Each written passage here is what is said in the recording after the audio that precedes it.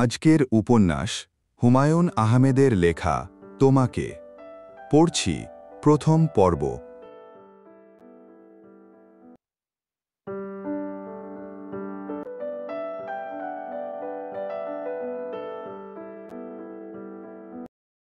নীলু বয়সে আমার চেয়ে 11 মিনিটের বড়।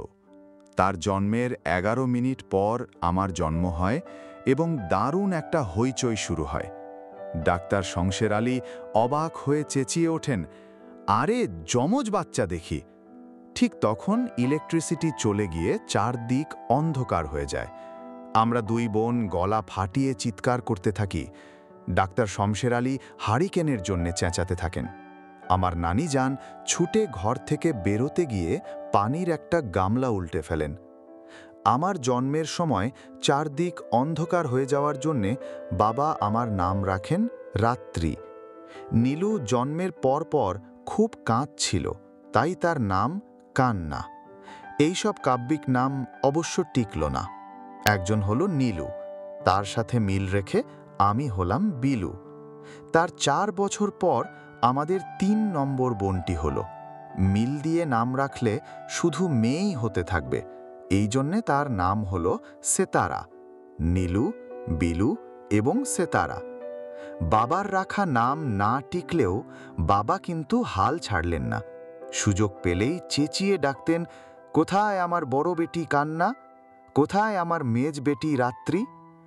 জন্মদিনে বই উপহার দেবার সময় বইয়ের 2য় পৃষ্ঠায় গোটা গোটা হরফে লিখতেন, মামনি রাত্রিকে ভালোবাসার সহিত দিলাম, কিংবা মামনি কান্নাকে পরম আদরের সহিত দেওয়া হইল।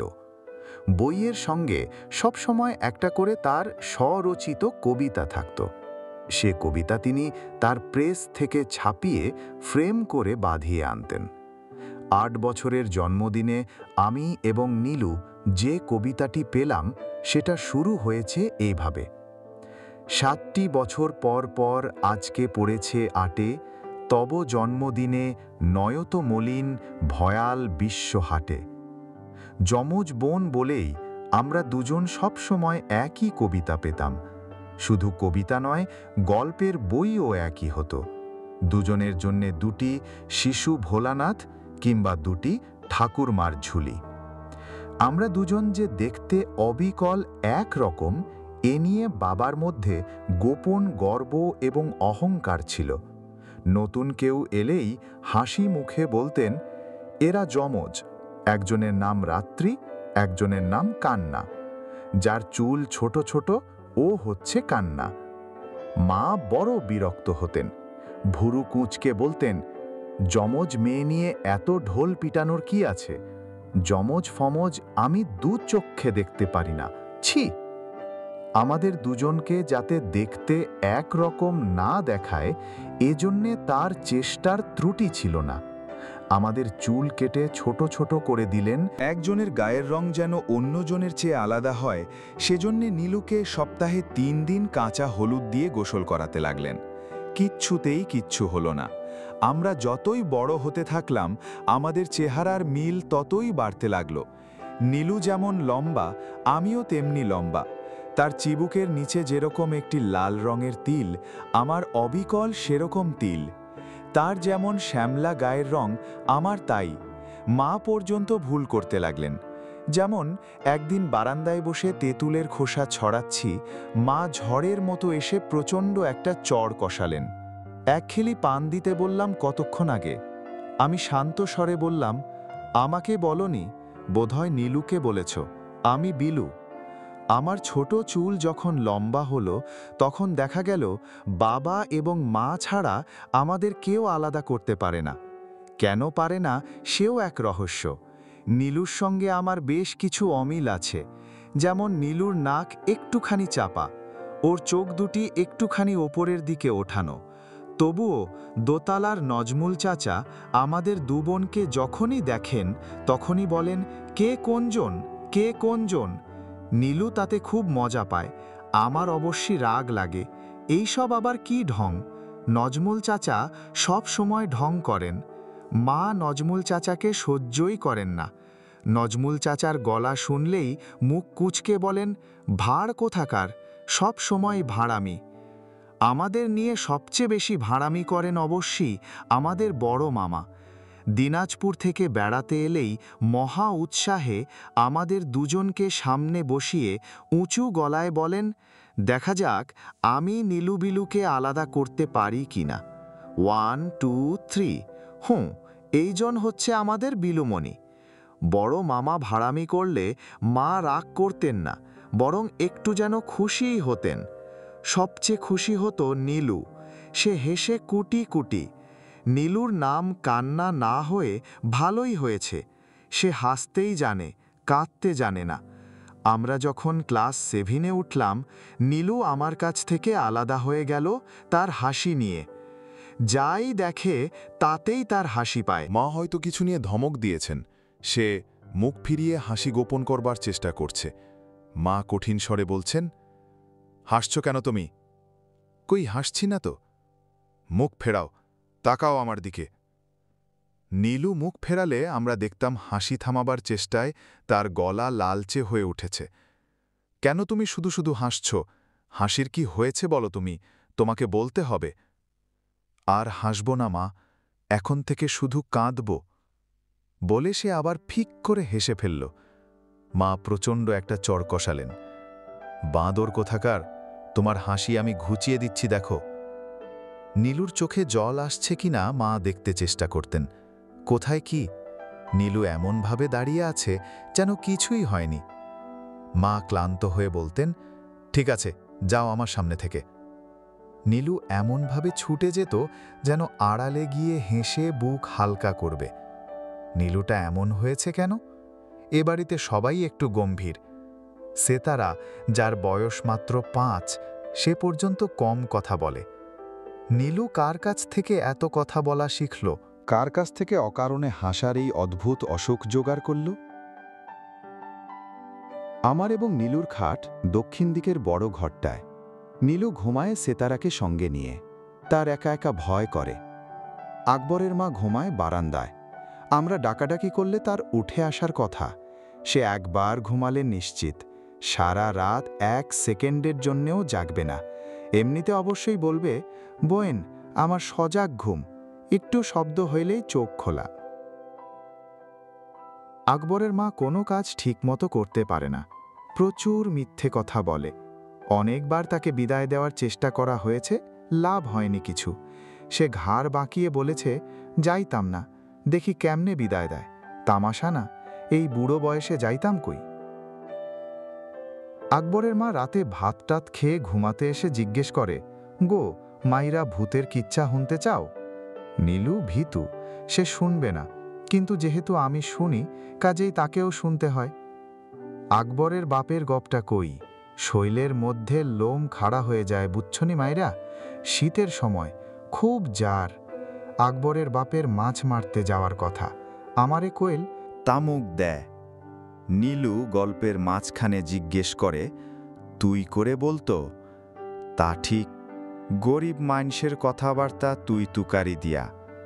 আকবরের মায়ের ভাষা ঠিক বোঝা না গেলেও গল্প ধরতে কোনো অসুবিধে হয় না।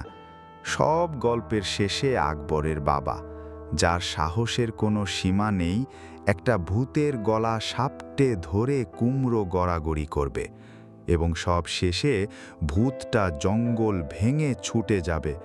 যাবার সময় বলবে, এই বাঁড় ছাইরা দিলাম বুঝছসনি, জানে বাঁচলি। গল্প শেষ হলেই নীলু বলবে, দূর, ভূত আবার আছে নাকি? আকবরের মা চোখ কপালে তুলে বলবে, এইটা কেমন বেকুপের মতো কথা কইলা, দেশটা ভর্তি ভূত আর পেতনিতে। আমাদের সাথে একবার যাইও আমরার নীলগঞ্জের বাড়িত, নিজের চোখে ভূত দেখবা। আকবরের মা শুধু যে আমাদের ভূতের গল্প শোনাবার চেষ্টা করে তাই না, মাকেও শোনাতে চেষ্টা করে।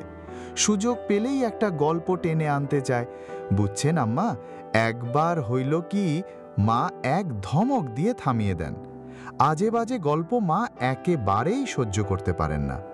শুধু আকবরের মা নয়, বাবাকেও এমনিভাবে থামানো হয়। যা বলতে চাও সরাসরি বলতে পারো না, এত ফেনাও কেন? ফেনাই নাকি? হ্যাঁ, ফেনাও, বেশি রকম ফেনাও। যা বলার তা সহজভাবে বলতে পারা উচিত। রাগ করলে নাকি আবার? না, আমি এত সহজে রাগ করি না। বাবার এই কথাটি খুব সত্যি, বাবা রাগ করতে পারেন না। নীলুর ধারণা বাবা মোটা বলেই রাগ করতে জানেন না। মোটা মানুষদের এই একটা বড় অসুবিধা। কথাটা হয়তো সত্যি। আমাদের স্কুলের মোটা আপাগুলিকে কিছুতেই রাগানো যায় না, আর চিকনা আপাগুলি কারণ ছাড়াই চিড়বিড় করছে। আমাদের মা নিজেও রোগা বলেই বোধহয় তার রাগ বেশি। তিনি রাগেন না শুধু আমাদের প্রেসের ম্যানেজারের সঙ্গে, তার নাম প্রণব বসু। এর অনেক রকম গুণ আছে। চমৎকার গান গাইতে পারেন এবং চমৎকার গল্প করতে পারেন। তার চেয়ে বড় কথা, চমৎকার রসিকতা করতে পারেন, এবং রসিকতাগুলি করেন গম্ভীর মুখে। যেমন একদিন নীলুকে বললেন, এই নীলু, কাল কি হয়েছে জানিস? না তো, কি হয়েছে? উচ্চাঙ্গ সঙ্গীতের যে ওস্তাদ আছেন মুন্সি মীর আলী, তিনি কাল জিলা স্কুলের মাঠে রাগ জয় জয়ন্তী গেয়ে 2টি মেডেল পেয়েছেন। একটা বড় মেডেল, একটা ছোট মেডেল। ছোটটা পেয়েছেন গান গাওয়ার জন্যে, আর বড়টা পেয়েছেন গান থামানোর জন্যে। প্রণব বাবুকে আমরা ডাকি ম্যানেজার কাকু। মা ডাকেন ম্যানেজার, বাবা ডাকেন বোস। ভালো কিছু রান্না টান্না হলে বাবা বলবে, দেখি বোসকে একটা খবর দাও তো, খাওয়া দাওয়ার পর একটু গান বাজনা হবে। ম্যানেজার কাকু অবশ্যই সহজে গান বাজনা করেন না, তবে যদি ধরে বেঁধে একবার বসানো যায় তখন গান চলে গভীর রাত পর্যন্ত। আমরা অবশ্যই এত রাত পর্যন্ত থাকতে পারি না। ধমক দিয়ে মা আমাদের নিচে পাঠিয়ে দেন। তবে অনেক রাত পর্যন্ত আমরা জেগে থেকে গান শুনি। আমার নিজের গান শেখার খুবই শখ। মাকে বেশ কয়েকবার বলাতে মা ম্যানেজার কাকুকে বললেন, ওদের একটু গান শেখান না। ম্যানেজার কাকু গম্ভীর গলায় বললেন, বৌদি, ওদের বয়স কম। কম বয়স থেকেই তো শুনেছি গান বাজনা শুরু করতে হয়। ওহো, সঙ্গীতের জন্যে মমতা ছাড়া কিছু হয় না। সেই মমতাটা অল্প বয়সে হয় না। আপনি যদি শিখতে চান, শেখাতে পারি। রক্ষা করো, এই বয়সে আর আ করতে পারবো না। ম্যানেজার কাকুকে একমাত্র নীলু ছাড়া আমরা সবাই বেশ পছন্দ করি। নীলু যদিও ম্যানেজার কাকুর রসিকতায় সবচেয়ে উঁচু গলায় হাসে, কিন্তু আড়ালে বলে, আমার ম্যানেজার কাকুকে ভালো লাগে না। কেন? ভালো না লাগার কি আছে? আছে একটা কিছু, আমি জানি না কি। নীলু মাঝে মাঝে এলোমেলো কথাবার্তা বলে, এবং সেগুলি সত্যি হয়ে যায়। সেতালা যেদিন সিঁড়ি থেকে পড়ে গিয়ে পা ভেঙে ফেলেছে, সেদিন সকালবেলাতে নীলু বলেছে, আমি রাতে স্বপ্ন দেখেছি সেতারা খাট থেকে পড়ে গিয়ে পা ভেঙে ফেলেছে। ম্যানেজার কাকু প্রসঙ্গে নীলুর আশঙ্কাও সত্যি হয়ে গেল। আমরা স্কুলে গিয়েছি। 3rd পিরিয়ডে জিওগ্রাফি আপা এসে বললেন, নীলু বিলু, তোমরা দুজন বাসায় যাও তো, তোমাদের নিতে এসেছে। আমরা অবাক হয়ে বাসায় এসে দেখি আকবরের মা সেতারাকে ঘুম পাড়াচ্ছে। বাসায় মা বাবা কেউ নেই। দোতলার নজমুল চাচা শুধু বসার ঘরে মুখ কালো করে বসে আছেন। আমরা কিছুক্ষণের মধ্যেই একটা অদ্ভুত কথা শুনলাম। মা নাকি ম্যানেজার কাকুর সঙ্গে কোথাও চলে গেছেন, আর আসবেন না, এরকম একটা চিঠি লিখে গেছেন। বাবা ফিরলেন রাত 11টায়। আমরা জেগে বসে আছি। অনেক লোকজন এসেছে, কেউ যাচ্ছে না। সবাই গম্ভীর মুখে বসে আছেন বসবার ঘরে। বাবা ঘরে ঢুকে এমন ভাব করলেন যেন কিছুই হয়নি। হাসি মুখে বললেন, রেনু ঝগড়া করে সকালের ট্রেনে দিনাজপুর তার বাবার বাড়ি চলে গেছে। আমি ছিলাম না।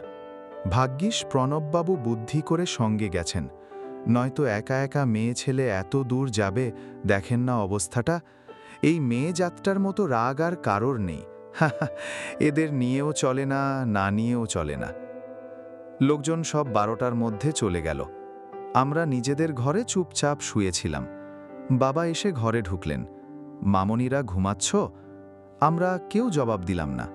বাবা মৃদু স্বরে বললেন, আজ রাতে তোমরা আমার সঙ্গে ঘুমাবে মামনিরা? নীলু শব্দ করে কেঁদে উঠল।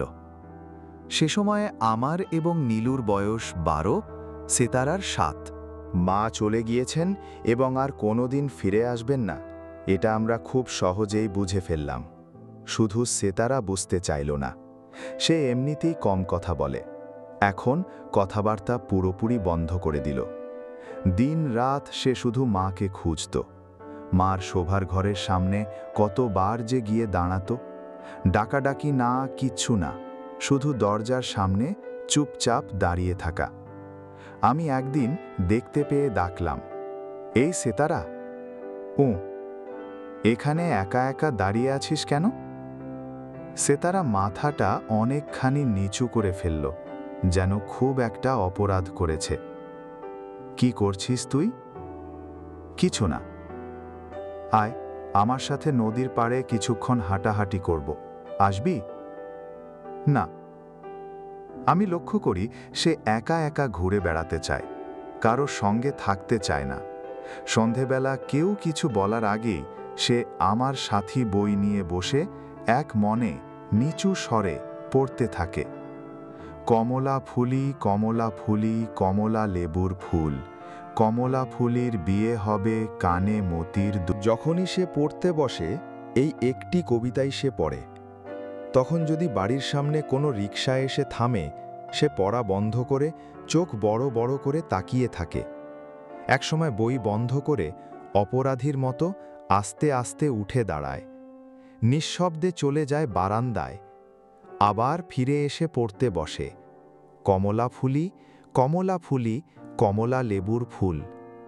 একদিন নীলু বলল, সেতারা, মা আমাদের কাউকে পছন্দ করেন না তো, তাই চলে গেছেন, আর আসবেন না। আচ্ছা, যে আমাদের ভালোবাসে না আমরাও তাকে ভালোবাসি না, ঠিক না?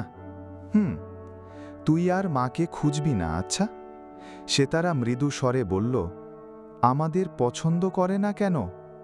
আমরা সবাই তো মেয়ে, এই জন্যে। ছেলে হলে পছন্দ হতো। আমাদের তো কোনো ভাই নেই, বুঝেছিস? সেতারা মায়ের আদর পায়নি বললেই হয়। তার জন্মের পর মা অসুস্থ হয়ে পড়েন। সেতারা বড় হতে থাকে আকবরের মার কোলে। মার অসুখ যখন সারল, তখনও অবস্থার পরিবর্তন হল না। মা মাঝে মাঝেই বিরক্ত স্বরে বলতে লাগলেন, ঘর ভর্তি হয়ে যাচ্ছে মেয়ে দিয়ে, ভালো লাগে না। সেতারা যখন হাঁটতে শিখল, টুকটুক করে হাঁটত। মায়ের ঘরে গিয়ে দাঁড়াত সুযোগ পেলেই। মা গম্ভীর গলায় ডাকতেন, আকবরের মা, ওকে নিয়ে যাও তো, এখুনি ঘর নোংরা করবে। তার 2 বছর বয়স হতেই মা ওকে পাঠিয়ে দিলেন আমাদের ঘরে। রাতে ঘুমাবে নীলুর সঙ্গে। দুধ খাবার জন্যে কাঁদলে আকবরের মা উঠে দুধ বানিয়ে দেবে। সে তারা তখন কোনো ঝামেলা করেনি, এখনও করে না। নীলুর গলা জড়িয়ে ধরে ঘুমায়। নীলু বলে, গল্প শুনবি? বলো। এক দেশে ছিল এক রাজা, তার 2 রানী, দুও ও সুও। এই পর্যন্ত আসতেই সে তারা চোখ বুঝে আসে। কোনো দিন আর সে গল্প শেষ পর্যন্ত শোনা হয় না। ইদানিং বাবা সেতারাকে সঙ্গে নিয়ে ঘুমাতে চান। সেতারাও বেশ ভালো মানুষের মতো যায়, কিন্তু মাঝরাতে একা চলে আসে আমাদের ঘরে। রোজ এই কাণ্ড। এক রাতে অদ্ভুত একটা ব্যাপার ঘটল। সেতারা সবাইকে ডাকতে লাগল, মা এসেছে রিকশা নিয়ে। আমরা ধর্মড় করে উঠে বসলাম। কোথায়? বারান্দায় দাঁড়িয়ে দেখলাম। বলিস কি? হইচই শুনে বাবা উঠে এলেন। কোথায় কি? খা খা করছে চারিদিক। সে তারা দারুণ অবাক হল। বাবা বললেন, স্বপ্ন দেখেছ মা? স্বপ্ন না, আমি দেখলাম। সে তারা চোখ বড় করে সবার দিকে তাকাতে লাগল। সে ব্যাপারটা কিছুই বুঝতে পারছে না। বাবা সেতারাকে সঙ্গে নিয়ে চলে গেলেন। সে রাতে আমি আর নীলু এক খাটে ঘুমাতে গেলাম এবং অনেক রাত পর্যন্ত দুজনেই নিঃশব্দে কাঁদলাম। অথচ দুজনেই এমন ভাব করতে লাগলাম যেন ঘুমিয়ে পড়েছি। ধীরে ধীরে অনেকগুলি পরিবর্তন ঘটল বাড়িতে। বাবা অত্যন্ত বুদ্ধিমান ছিলেন। তিনি পরিবর্তনগুলি করলেন খুব সাবধানে। একদিন স্কুল থেকে ফিরে এসে দেখি মার আলনায় কোনো কাপড় নেই। সব বাবা কোথায় সরিয়ে ফেলেন। তার দিন 7 পর বারান্দায় মার যে বড় বাঁধাই করা ছবিটি ছিল সেটিকে আর দেখা গেল না। বাবা মার শোবার ঘরে তাদের বেশ কয়েকটি ছবি ছিল, সেগুলিও সরানো হলো। আমাদের ঘরে মা বাবা এবং আমাদের 3 জনের ছবিটি ছিল, সেটি শুধু বাবা সরালেন না। রান্নাবান্না করবার জন্যে রমজান নামের একজন বুড়ো মানুষ রাখা হলো। এই লোকটি এসেই প্রচণ্ড ঝগড়া শুরু করলো আকবরের মার সঙ্গে। দুজনেরই কি ঝাঁঝাল কথাবার্তা। কিন্তু রমজান লোকটি ভাল, সে সেতারাকে কোলে নিয়ে ঘুরে ঘুরে ভাত খাওয়াতো। আমাদের ওপর তার খবরদারিরও সীমা ছিল না। এই সন্ধ্যারাইতে বাগানে ঘোরাঘুরি করন ঠিক না। অত তেঁতুল খাওন বালা না, বুদ্ধি নষ্ট হয়। ভাত খাওনের আগে বিসমিল্লা কইয়া একটু লবণ মুখের মধ্যে দেওয়ন দরকার। রাতের বেলা খাওয়া দাওয়া শেষ হলে সে গম্ভীর হয়ে একটা খবরের কাগজ নিয়ে আমাদের পড়ার ঘরে গিয়ে বসত। খবরের কাগজ পড়তে পড়তে এমন সব কথা বলতো যে নীলু হেসে উঠত খিলখিল করে। খুব সংকটময় অবস্থা, বুঝছো নীলু আপা? অবস্থা সংকটময়। কেন? নেপালে পাহাড়ি ঢল। এই অবস্থায় ঝগড়া লেগে যেত আকবরের মার সঙ্গে। আকবরের মা কোমরে 2 হাত দিয়ে রণরঙ্গিনী মূর্তিতে এসে দাঁড়াত।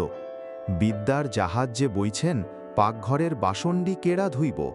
চুপ থাক, অশিক্ষিত মূর্খ মেয়ে মানুষ, এদের নিয়ে চলাফেরা মুশকিল। রমজান ছাড়াও একজন ভয়ঙ্কর রোগা, দাঁত নেই ওস্তাদ রাখা হলো। এই ওস্তাদটির নাম মুন্সি শোভাহান। তিনি আমাদের 3 বোনকে সপ্তাহে 3 দিন গান শেখাবেন। আমরা 3 জনেই গান শিখতে শুরু করলাম। সকালবেলা হারমোনিয়াম নিয়ে বসে সা রে গা মা পা। খুবই বিরক্তিকর ব্যাপার। ওস্তাদ শোভাহান বেশিক্ষণ গান শেখাতে পারেন না। কিছুক্ষণের মধ্যেই তার হাঁপানির টান ওঠে। গান থামিয়ে বলেন, ঘরে কোনো টিফিন আছে কি না দেখো তো খুকি। না থাকলে একটা মুরগির ডিম ভেজে দিতে বলো। হাঁসের ডিম না, হাঁসের ডিম গন্ধ করে, খেতে পারি না। গানের উপর থেকে আমার মন উঠে গিয়েছিল, কাজেই আমাকে দিয়ে গান হলো না। সেতারা এবং নীলু শিখতে লাগল। কিছুদিন পর নীলুও কেটে পড়ল, রইল শুধু সেতারা। মাস 6 মধ্যে দেখা গেল বেনি দুলিয়ে হারমোনিয়াম বাজিয়ে সেতারা গাইছে, নবীর দুলালি মেয়ে খেলে মদিনায়, ও ও ও খেলে মদিনায়। ওস্তাদ শোভান ঘাটটার দুলিয়ে বলেছেন, মারহাবা মারহাবা, কি টনটনে গলা। এইবার লক্ষ্মী ময়না, গিয়ে দেখো তো কোনো টিফিন আছে কিনা। না থাকলে মধুর দোকান থেকে যেন একটা আমৃত্যি নিয়ে আসে, আর চা দিতে বলো। সে বছর শীতের সময় মা আমাদের 3 বোনকে নিয়ে সিরাজগঞ্জ থেকে আলাদা চিঠি লিখলেন। বাবা একদিন সন্ধ্যায় পাংশু মুখে 3টি খামে বন্ধ চিঠি নিয়ে আমাদের ঘরে এসে দাঁড়ালেন। কাঁপা গলায় বললেন, তোমাদের মা চিঠি লিখেছেন, তোমরা কি সেই চিঠি পড়তে চাও? বাবার গলা কাঁপছিল। আমি পরিষ্কার বুঝতে পারলাম বাবা চাচ্ছেন। আমরা বলি না। বাবা কপালের ঘাম মুছে নিচু স্বরে বললেন, আমরা সবাই তো ভুলতে চেষ্টা করছি, এখন আবার চিঠিপত্র শুরু করলে কষ্ট হবে, নতুন করে কষ্ট হবে। বাবা থামতেই সেতারা বলল, আমার চিঠি দাও। খানিকক্ষণ চুপ থেকে নীলুও বলল, আমার চিঠিটাও দাও। শুধু আমি কিছু বললাম না। বাবা ধরা গলায় বললেন, মামনি রাত্রি, তোমারটা? আমি চাই না। কি লেখা ছিল নীলু এবং সেতারার চিঠিতে আমি জানি না। নীলু সমস্ত কথাই আমাকে বলে, শুধু চিঠির ব্যাপারে কিছু বলল না। আর সেতারা তো তার খামই খুলল না, বন্ধ খাম হাতে নিয়ে ঘুরে বেড়াতে লাগল। আমি বললাম, খুলে দেব? না, না খুললে পড়বি কি করে? আমি পরে পড়ব, যেন পড়লেই চিঠির মজা শেষ হয়ে যাবে। আমি সমস্ত দিন ভাবলাম, কি লিখেছেন মা চিঠিতে। ক্লাসে আপারা কি পড়ালেন কিছুই বুঝতে পারলাম না। অঙ্ক আপা 2বার ধমক দিলেন, এই বিলু, তোমার পড়ায় আজকে মন নেই, কি ব্যাপার? কিছু না আপা। আমি কি বলছি তুমি তো কিছুই শুনছ না। শুনছি আপা। না শুনছ না, বলো তো আমি কি বলছিলাম। আমি বলতে পারলাম না। সব মেয়ে হেসে গড়িয়ে পড়তে লাগল। আমার ক্লাসের মেয়েরা বিচিত্র কারণে আমাকে অপছন্দ করে, সব সময় আমার পেছনে লেগে থাকে। আমাদের বাথরুমের দেয়ালে আমাকে নিয়ে অনেক কথাবার্তা লেখা, একটা ন্যাংটা মেয়ে এবং ছেলের ছবিও আঁকা আছে। মেয়েটার গায়ে লেখা বিলু, ক্লাস 9, খ শাখা, অথচ কোথাও নীলুর নামে কিছু লেখা নেই।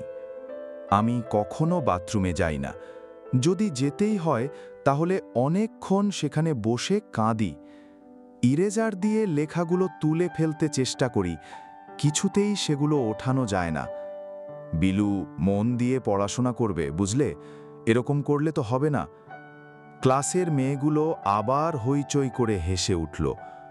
বাড়িতে ফিরে এসে অনেকক্ষণ একা একা বসে রইলাম। রাতে রমজান ভাইকে বলে দিলাম, খিদে নেই, কিছু খাবো না। অনেক রাতে ঘুমাতে গিয়ে দেখি আমার বালিশের নিচে মায়ের পাঠানো খামটা রেখে দেয়া। নিশ্চয়ই বাবার কাণ্ড। ঘরে কেউ নেই, নীলু এখনো পড়ছে। সে তারা রান্নাঘরে রমজান ভাইয়ের সঙ্গে কি যেন করছে। আমি দরজা বন্ধ করে খাম খুলে ফেললাম। মা আমাকে বিলু নামে সম্বোধন করেননি, প্রথমবারের মতো লিখেছেন রাত্রি। মামুনি রাত্রি, জানি প্রচণ্ড রাগ করেছ তুমি, কিন্তু কি করব মা, উপায় ছিল না। তুমি যখন বড় হবে তখন বুঝবে, মানুষের মন খুব বিচিত্র জিনিস। একবার কোনো কিছুতে মন বসে গেলে তা ফেরানো যায় না। আমি বহু চেষ্টা করেছি। মানুষ হয়ে জন্মানোর মতো কষ্টের কিছু নেই। আমি তোমাদের ছেড়ে ছুড়ে এসে তবু রাত দিন তোমাদের কথাই ভাবি। রাত দিন প্রার্থনা করি যে কষ্ট আমি পাচ্ছি তা যেন কখনো আমার মামুনিদের না হয়। তোমার মা। থার্ড পিরিয়ডে অঙ্ক আপা ক্লাসে ঢুকেই বললেন, বিলু, ক্লাস শেষে আজই তুমি আমার সঙ্গে দেখা করবে। আমার মনটা খারাপ হয়ে গেল। অঙ্ক আপা আজে বাজে প্রশ্ন করেন। কয়েকদিন আগে হাফ টাইমের সময় অঙ্ক আপার সঙ্গে দেখা। আপা আমাকে আড়ালে ডেকে নিয়ে বললেন, তোমার মা শুনলাম ওই লোকটির সঙ্গে ইন্ডিয়া চলে গেছেন, সত্যি নাকি? না, সত্যি না। কোথায় আছে তাহলে? আমি চুপ করে রইলাম। আপা গলা নিচু করে বললেন, বলতে পারো না? না, সিরাজগঞ্জে গেছেন। ও, বাচ্চা কাচ্চা হয়েছে নাকি? আমি জানি না আপা। আমাকে কে যেন বলল একটা ছেলে হয়েছে। আমার নিজের ধারণা মেয়েদের মতো হৃদয়হীন পুরুষরা হতে পারে না। ছেলেরা কেউ কখনো আমাকে আমার মা প্রসঙ্গে কিছু জিজ্ঞেস করেনি, অথচ চেনা জানা মেয়েদের মধ্যে এমন কেউ নেই যে কিছু জানতে চায়নি। ক্লাসের বন্ধুদের কথা বাদই দিই, বন্ধুদের মা খালাদের পর্যন্ত কৌতূহলের সীমা নেই। কোনো না কোনোভাবে টেনে টুনে ওই প্রসঙ্গ আনবেই। বিলু, তোমরা আগে কিছু টের পাওনি? আগেই তো টের পাওয়া উচিত। তোমার মা নাকি আগে বহু টাকা পয়সা নিয়ে গেছে। মা গিয়েছেন প্রায় 2 বছর আগে, এখনও কেউ সেটা ভুলতে পারে না কেন কে জানে। অঙ্ক ক্লাসটা আমার খুব খারাপভাবে কাটল। ক্লাস শেষ হওয়া মাত্র গেলাম আপার কাছে। আপার নিজের কোনো ঘর নেই, কমন রুমে একগাদা টিচারের সঙ্গে বসে আছেন। তিনি আমাকে আড়ালে নিয়ে গিয়ে বললেন, তোমাদের বাড়িতে বয়স্ক মহিলা কেউ নেই? কাজের একটি মেয়ে আছে, আকবরের মা, সে ছাড়া কেউ নেই? জি না আপা। কেন? তোমরা তো বড় হচ্ছ এখন, কিছু কিছু জিনিস তোমাদের বলা দরকার, কেউ বলছে না, তাই তোমাকে ডাকালাম। আমি আড়ষ্ট হয়ে দাঁড়িয়ে রইলাম। আপা খানিকক্ষণ ইতস্তত করে বললেন, বিলু, তোমার এবং নীলুর দুজনেরই এখন ব্রা পরা উচিত। আমি চোখ মুখ লাল করে দাঁড়িয়ে রইলাম। তোমার বাবাকে বলবে কিনে দিতে, বাবাকে বলার মধ্যে লজ্জার কিছু নেই।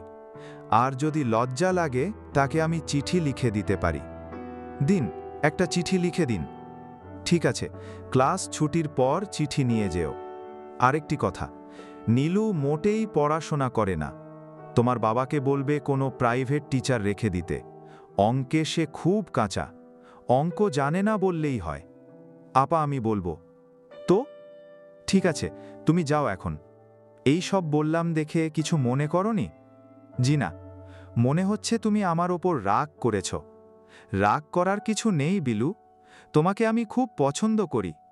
এত ঝামেলার মধ্যেও যে মেয়ে প্রতি বিষয়ে সবচেয়ে বেশি নম্বর পায় তার প্রশংসা তো করতেই হয়। অঙ্ক আপা একটু হাসলেন। বিলু, জি? কখনো কোনো অসুবিধা হলে আমাকে বলবে। ঠিক আছে আপা, বলবো। শোনো, আর একটা কথা। ইয়ে কি যেন বলে, তোমার বাবা নাকি আবার বিয়ে করছেন? জি না। তুমি বোধহয় জানো না, বাবার বিয়ের কথা তো মেয়েদের জানার কথা নয়। বাবার বিয়ের কথা কিছুদিন থেকেই শোনা যাচ্ছে। দিনাজপুর থেকে বড় মামা এসেছিলেন। তিনি পর্যন্ত নীলুকে আড়ালে ডেকে জিজ্ঞেস করেছেন দুলাভাই নাকি বিয়ে করছেন। নীলু তার স্বভাব মতো হেসে ভেঙে পড়েছে। হাসছিস কেন? হাসির কথা বললে হাসব না মামা? আমি কি হাসির কথা বললাম নাকি? বিয়ে করলে তোদের অবস্থাটা কি হবে ভেবেছিস? কি আর হবে, আমার তো মনে হয় ভালোই হবে। কথা বলার একজন লোক পাওয়া যাবে। কথা বলার লোকের তোর অভাব? হ্যাঁ মামা, বিলুর সঙ্গে কি আর সব কথা বলা যায়? মা জাতীয় একজন কেউ লাগে। বাবা বিয়ে করলে ভালো হয় মামা। করছেন নাকি? জানি না মামা, তবে দোতলার নজমুল চাচা একদিন আমাকে জিজ্ঞেস করলেন, তোমার বাবা এখন একটা বিয়ে করলে মনে হয় সংসার স্বাভাবিক হয়। তুই কি বললি? আমি বললাম, তা তো ঠিকই। মামা গম্ভীর হয়ে পড়লেন। নীলু বলল, তারপর একদিন এক বুড়ো মতো ভদ্রলোক এসে বাড়িটাড়ি ঘুরে টুরে দেখলেন, মার সঙ্গে বাবার সম্পর্ক কীরকম ছিল জিজ্ঞেস করলেন। তাই নাকি? হ্যাঁ মামা, বিয়ে বোধহয় লেগে যাচ্ছে। নীলু খিলখিল করে উঠল। আমি নিজেও অবাক হলাম, এসব কিছুই আমি জানি না। নীলু আজকাল অনেক কথাই আমাকে বলে না। প্রায়ই সে তার বান্ধবীর বাড়ি যাচ্ছে। হঠাৎ করে তার সঙ্গে এত খাতির হলো কেন জিজ্ঞেস করাতে সে গা এলিয়ে হেসেছে। এ বাড়ির সবাই বদলে যাচ্ছে, বাবা বদলেছেন সবচেয়ে বেশি। আমাদের জন্মদিন গেল জুন মাসের 10 তারিখ, বাবা কোনো কবিতা লিখলেন না। কয়েকদিন আগে দেখলাম সেতারাকে কি জন্যে যেন ধমকাচ্ছেন। সেতারা অবাক হয়ে তাকিয়ে আছে। বাবার এরকম আচরণ তার কাছে সম্পূর্ণ নতুন। বাড়িও ফিরছেন আজকাল অনেক রাতে। গতকাল বাড়ি ফিরলেন 11:30টার দিকে। আমি জেগে বসেছিলাম। বাবা বিরক্ত হয়ে বললেন, এত রাত পর্যন্ত জেগে বসে আছো কেন? আর থাকবে না, 10টা বাজলেই ঘুমাতে যাবে। আমি শান্ত স্বরে বললাম, তুমি আমার সঙ্গে এত রেগে কথা বলছো কেন? রেগে রেগে কথা বলছি নাকি? আমি উত্তর না দিয়ে নিজের ঘরে চলে এলাম। বাবা খাওয়া দাওয়ার পর আমার ঘরে পাশের জানালার ধারে এসে দাঁড়িয়ে ডাকলেন, এই বিলু। আমি ঘুমের ভান করে পড়ে রইলাম। বাবা বেশ খানিকক্ষণ সেখানে দাঁড়িয়ে থেকে চলে গেলেন। বাবা এরকম ছিলেন না, বাবা বদলে যাচ্ছেন। নীলু তো বদলেই গেছে। আমি নিজেও বোধহয় বদলাচ্ছি। একা একা থাকতে ইচ্ছে করে। সেদিন খুব ঝগড়া করলাম নীলুর সঙ্গে। আমি মাঝে মাঝে অচেনা সব মানুষদের মন গড়া চিঠি লিখি, নীলু সেটা জানে। তবে সে চিঠিটা হাতে নিয়ে হাসতে হাসতে বলল, প্রেমপত্র নাকি রে? তারপর মুখ বাঁকা করে পড়তে শুরু করল, আপনাকে একটি কথা বলা হয়নি, এখন শ্রাবণ মাস তো, তাই খুব বৃষ্টি হচ্ছে, রাত দিন ঝমঝম বৃষ্টি। নীলু বহু কষ্টে হাসি থামিয়ে বলল, শ্রাবণ মাস কোথায় রে? এটা তো আশ্বিন মাস, তোর মাথাটা খারাপ, হি হি হি। আমি চিঠি কেড়ে নিয়ে নীলুর গালে একটা চড় কষিয়ে দিলাম। নীলু দারুণ অবাক হয়ে গেল। আমি এরকম ছিলাম না। বাবা বিয়ে করলে সংসার স্বাভাবিক হলে তো ভালোই হয়। নীলু ঠিকই বলেছে, সব বাড়িতে মা জাতীয় একজন কেউ দরকার। সে সময় মতো মেয়েদের ব্রা কিনে দিবে। কিন্তু আমার বড় মামা সেদিকটা দেখছেন না। তার ভাবভঙ্গি দেখে মনে হচ্ছে খুব খারাপ কিছু একটা হতে যাচ্ছে। মামা বললেন, খোঁজ খবর না রাখায় এটা হচ্ছে, নানান ধান্দায় থাকি। খোঁজ খবর নেই তা ঠিক, মামার বাড়ির সঙ্গে এখন সম্পর্ক নেই বললেই হয়। মামারা অনেক দিন ধরে আসে না। আগে ঘন ঘন আসতেন এবং যতবার আসতেন ততবারই জিদ করতেন আমাদের দিনাজপুর নেবার জন্যে। বাবা ব্যবসাপাতির ঝামেলা তুলে এড়িয়ে যেতেন। মা স্পষ্ট বলতেন, তোমাদের বউদের সঙ্গে আমার বনে না। বাবা মা মারা গেলে বাপের বাড়ি থাকে না, সেখানে যাওয়াও যায় না। বাবা আবার বিয়ে করবেন কিনা এই প্রসঙ্গে বড় মামার এরকম কৌতূহলের কারণ কি আমি ধরতে পারি না। মামাদের সঙ্গে আমার বাবার তেমন আন্তরিকতা নেই। এই সব নিয়ে মায়ের সঙ্গে তার ঝগড়া হতো। মা বলতেন, তোমাদের ভাইদের তুমি সহ্য করতে পারো না, এর কারণ কি আমাকে বলো তো? সহ্য করতে না পারার কি আছে? কথা বলো না, চুপচাপ থাকো। বলা, এক একজনের এক এক রকম স্বভাব। আমার স্বভাবই হচ্ছে কথা কম। দোতলার নজমুল হুদার সঙ্গে তো খুব বকবক করো। আমি বকবক করি না, উনি করেন, আমি শুনি। আমার ভাইদের সঙ্গে তো তাও করো না। ওনার বকবকানি শোনা যায়, তোমাদের ভাইদের শোনা যায় না। ও তাই বুঝি? বাবা চুপ। মা কাটা কাটা গলায় বললেন, বেশ তো, আমি ওদের বলবো যেন আর না আসে। মামাদের আশা বন্ধ হয়নি। আমার ধারণা বাবার কাছ থেকে তারা টাকা পয়সা নিতেন। আমার সব মামারাই ব্যবসা করতেন, টাকার দরকার তাদের লেগেই থাকত। এটা অবশ্যই আমাদের অনুমান, কারণ মামারা হঠাৎ এসে উপস্থিত হলেই মা গম্ভীর মুখে বলতেন, দরকার ছাড়া তো তোমাদের আশা হয় না, আবার দরকার হয়েছে বুঝি। মামারা অপ্রস্তুত ভঙ্গিতে হাসতেন। এবারও যখন এলেন, সম্ভবত টাকার জন্যেই এলেন। বাবার ব্যবসাপাতির অবস্থা সম্পর্কে খুব ব্যস্ত হয়ে খোঁজ খবর শুরু করলেন। আমার ঘরে ঢুকে গম্ভীর মুখে জিজ্ঞেস করলেন, দুলাভাইয়ের ব্যবসা কেমন চলছে রে? ভালোই বোধহয়, আমি তো এসব ঠিক জানি না। না জানলে হবে কেন, খোঁজ খবর রাখতে হয়। দুলাভাইয়ের ছেলে নেই, তোদেরই তো খোঁজ করতে হবে, ঠিক না? আমি চুপ করে থাকি। বড় মামা সিগারেট ধরান একটা, নিচু গলায় বললেন, মনে হয় দুলাভাইয়ের ব্যবসা ভালোই হচ্ছে। তোদের গান বাজনা শেখাচ্ছে, এসব তো দারুণ খরচান্ত ব্যাপার। হাতি পোষার মতো, লাভ হয় না কিছু। লাভ হবে না কেন? আরে দূর, ২-১ দিন সারেগামা করলেই যদি গান হতো তাহলে কি আর কথা ছিল নাকি? আমি কোনো উত্তর দিলাম না। বড় মামা হঠাৎ করে বললেন, তোদের এখন শাড়ি পরা উচিত, বুঝলি? তোর আর নীলুর, বড় হয়ে গেছিস। কথাটা এমন অপ্রাসঙ্গিকভাবে বলা যে আমি হকচকিয়ে গেলাম। বড় হয়ে যাচ্ছি। বড় হওয়াটা কি খুব একটা বাজে ব্যাপার? রাস্তাঘাটে একা একা চলাফেরা করবি না। ওই দিন দেখলাম সন্ধ্যার পর নীলু বাড়ি আসলো। বন্ধুর বাড়ি গিয়েছিল, জন্মদিন।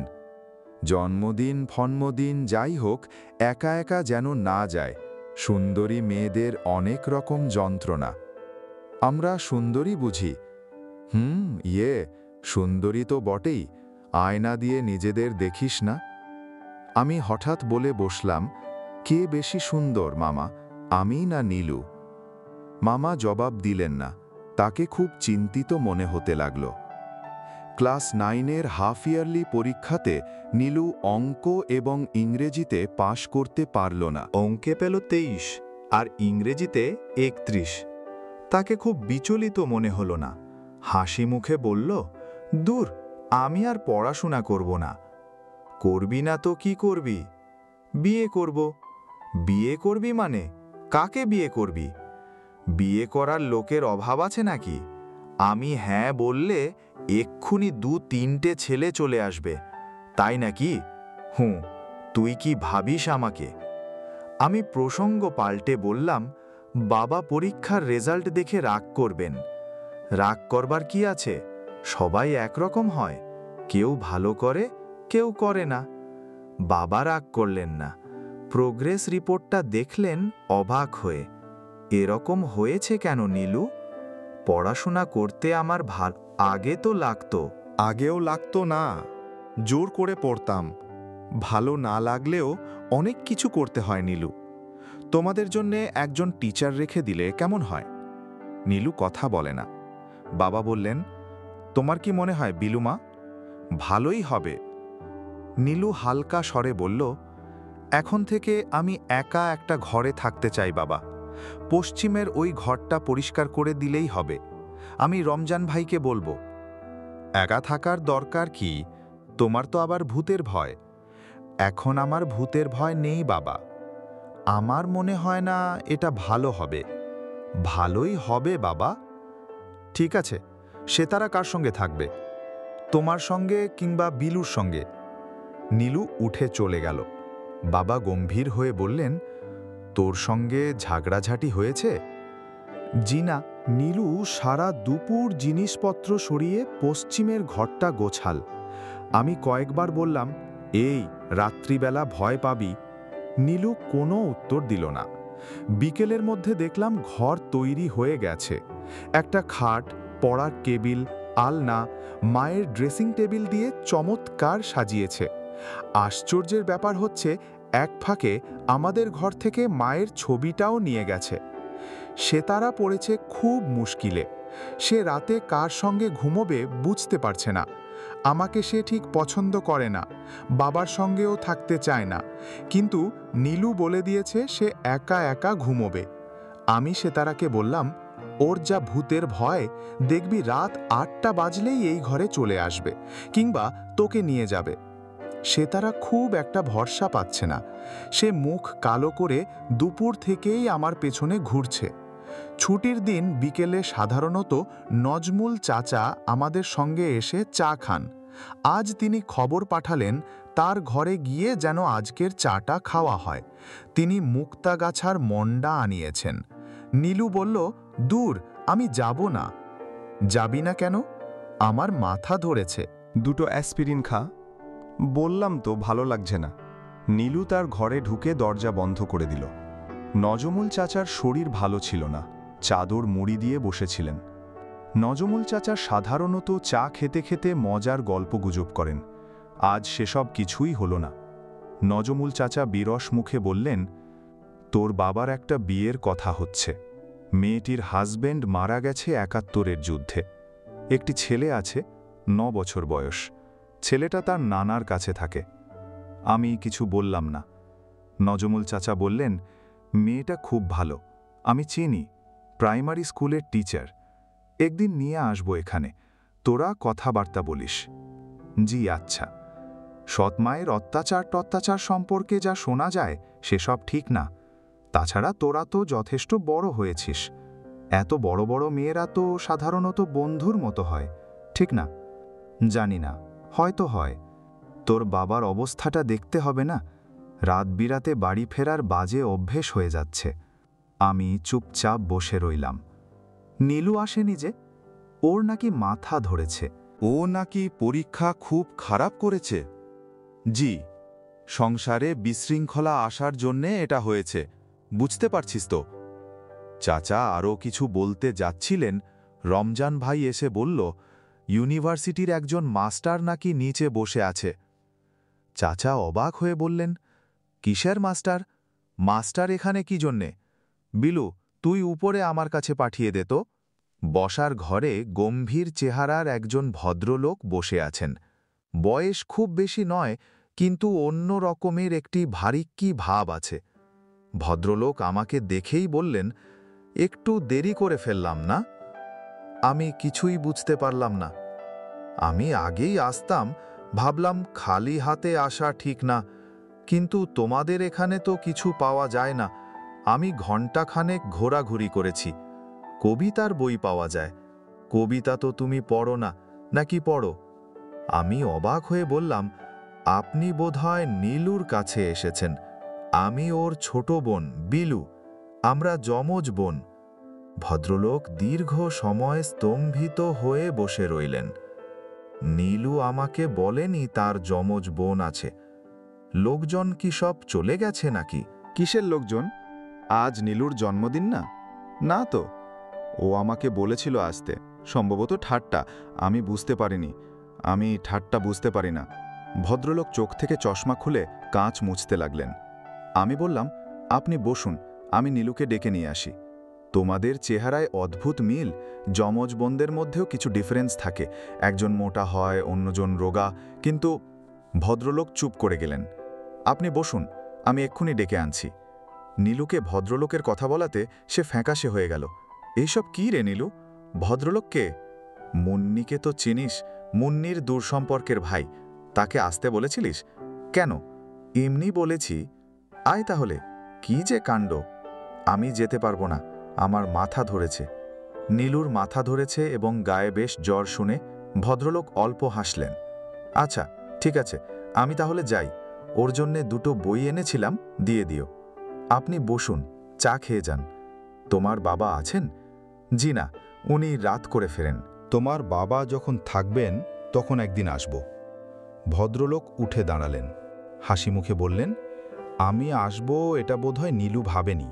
এসে পড়েছি দেখে হক চকিয়ে গেছে। আপনি বসুন না, চা খেয়ে যান। উপরে নজমুল হুদা চাচা আছেন, তার কাছেও বসতে পারেন। না না, ঠিক আছে। আমি ভদ্রলোককে গেট পর্যন্ত এগিয়ে দিলাম।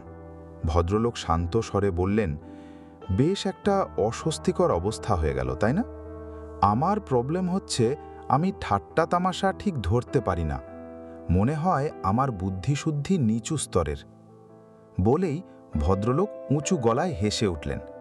একজন ভারিক্কি ধরনের গম্ভীর চেহারার ভদ্রলোক এমন ছেলে মানুষের মতো হেসে উঠবেন আমি কল্পনাও করিনি।